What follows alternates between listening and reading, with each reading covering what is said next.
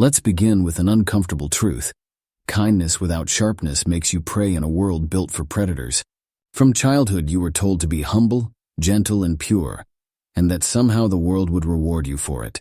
But life isn't a fairy tale. How many times have you stayed silent, to keep the peace only to be disrespected?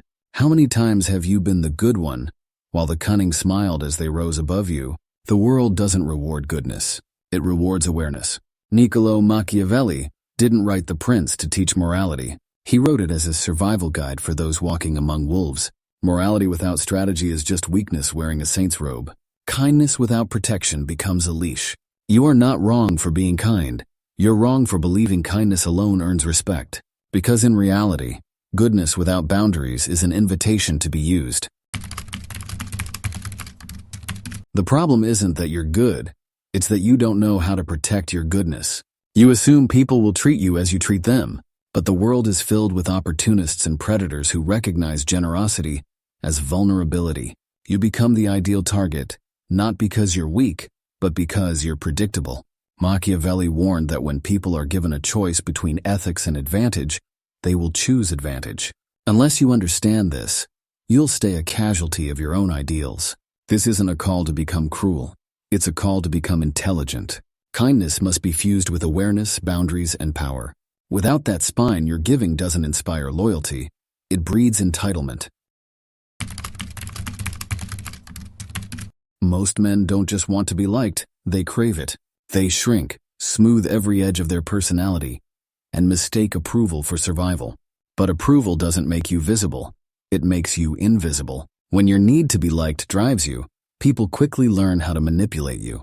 They know what buttons to press, when you'll forgive, and how far they can push. Machiavelli's words remain brutal but true. It is safer to be feared than loved, if you cannot be both. He wasn't glorifying cruelty, he was exposing human nature. People follow the unreadable, not the overly available. Approval is cheap.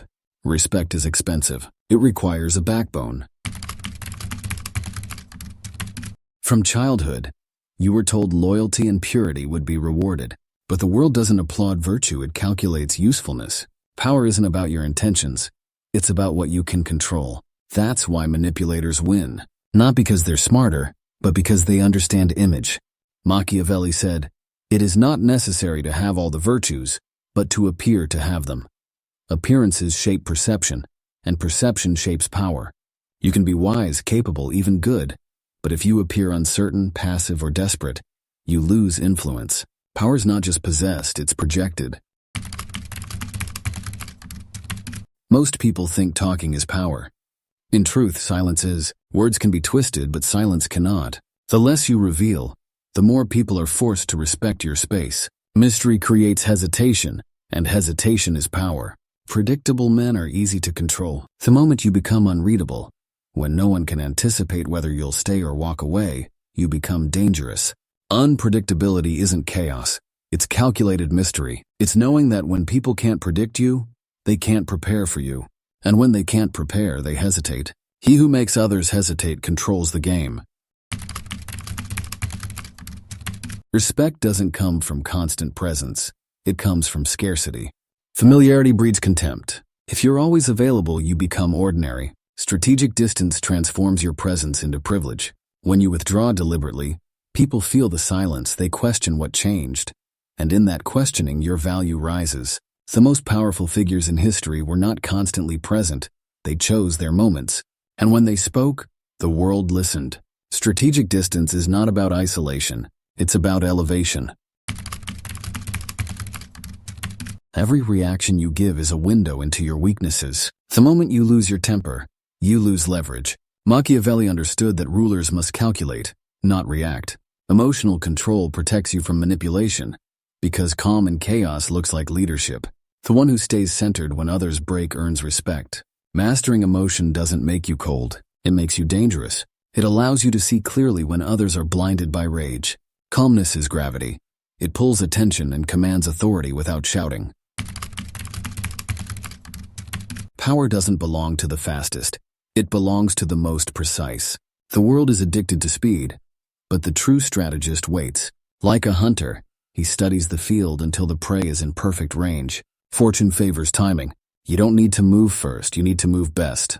Impatience leads to wasted energy and poor decisions. Strategic patience gives you leverage. The one who can hold his fire commands respect, because everyone else is ruled by urgency.